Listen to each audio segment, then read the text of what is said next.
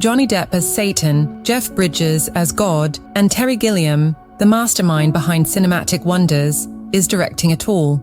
Welcome to the Carnival at the End of Days, a bold, surreal, and highly anticipated film that might just redefine the battle between good and evil on the big screen. My day job was, cinema, making films, acting, whatever. But I had all these other things going on the side that were at least as important to me. That is to say, like making music. It's my first love since I was little.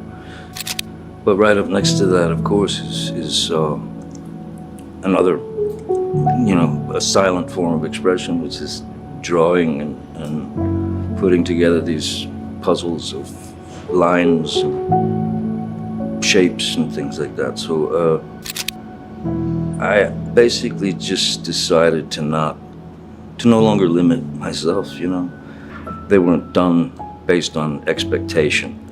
They were just done it was between myself and a blank canvas, really, ultimately. That's where you start. Let's dive into what we know so far. The Carnival at the End of Days will explore a celestial battle like no other. While specific plot details are under wraps, the title alone evokes powerful imagery. A carnival, often associated with chaos and celebration, and the end of days, a biblical concept of reckoning. Terry Gilliam is no stranger to blending such deep ideas with his unique style. It's just me and my little knife. Snip, snip, marvelous. Slice, slice. Can you believe it? Is that right? Well, I guess you're about ready then, aren't you?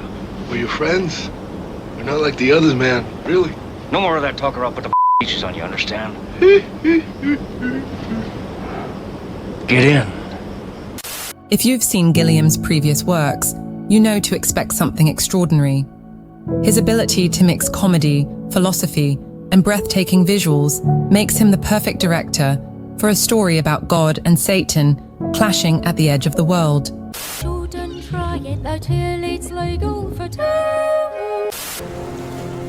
The world's still the same.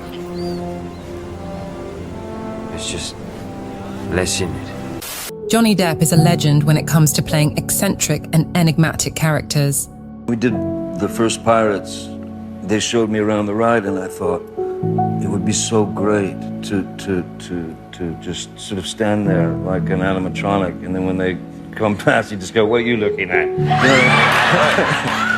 And so back then I thought, and then now they asked me to do it. I did it. I thought it was gonna be, and the boat would come around the corner. You could kind of see it coming, and then I'd go, and I start speaking to them, and even speaking to them specifically. You in the purple shirt with the thing and the ears and all, right? Nothing. It's just the phone. They're like this. Now, as Satan, he's stepping into a role that feels tailor-made for his talents. Think about it. Depp's portrayal will likely blend charm, wit, and darkness, creating a Satan we've never seen before. The actual, diving into the character, locating the character, building a character, and trying, if at all possible, to do something, at least to try to do something that maybe hasn't been done to death, that's maybe just a bit different. There is a bit of, peril in that.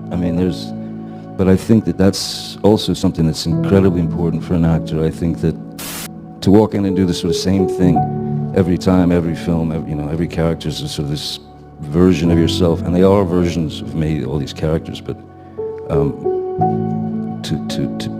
to go in and, I think one must tempt the possibility of falling flat on your face. Depp has always been fearless in his choice of roles. From the swashbuckling antics of Jack Sparrow to the eerie intensity of Sweeney Todd. As Satan, he's bound to bring a fresh and unforgettable spin to the Prince of Darkness. I'm giving you the children's raid. I'm not a sharper. An old man sleeping in the rope bed in the room behind the Chinese grocery. I am not Mr. Lebowski. You're Mr. Lebowski. I'm the dude. So that's what you call me. On the other side, we have the iconic Jeff Bridges as God. Bridges is known for his ability to portray wisdom, humor, and gravitas. Whether it's as the dude in The Big Lebowski or as a mentor figure in Iron Man, Bridges always commands the screen. It's a bit like working out a dance routine. Same kind of assignment that even dramatic scenes, you want it to make a fight scene interesting, but also like it's happening for the first time, that it's authentic, and it looks like you guys are really going at it. And to create that illusion takes the kind of skill that Tim Connolly had. Bridges' performance as God could add depth to the role, making him not just a figure of authority, but also someone deeply human, relatable, and maybe even flawed. It's a portrayal we can't wait to see. Yeah, look, so in the first part, you gotta go through that. Yeah, in the first part, you gotta head in the mouth, look at that. That's great. Now, let's talk about Terry Gilliam.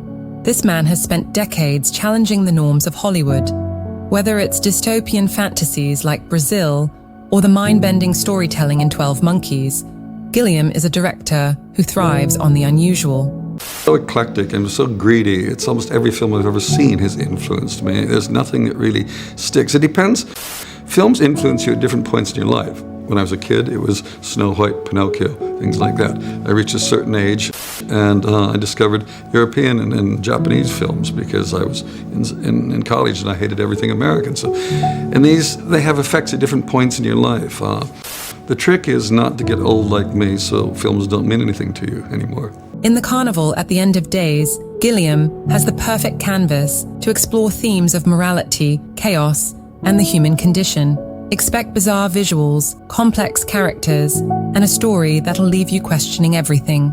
Fans are already buzzing about what this movie could look like. Will it feature a philosophical duel between God and Satan, or will it dive into the absurdity of human existence? Knowing Gilliam, it could be both. The Carnival could represent humanity itself, chaotic, colorful, and unpredictable, while The End of Days might serve as a metaphor for existential reckoning. Whatever the case, Gilliam will undoubtedly weave a tale that's as profound as it is entertaining.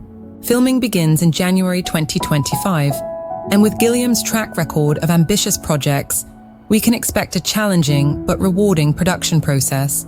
The collaboration between Depp, Bridges, and Gilliam feels like the perfect storm of talent. So mark your calendars, because The Carnival at the End of Days is shaping up to be one of the most exciting films of the decade. Are you ready for this celestial showdown? Let us know your thoughts in the comments, and don't forget to subscribe for all the latest updates.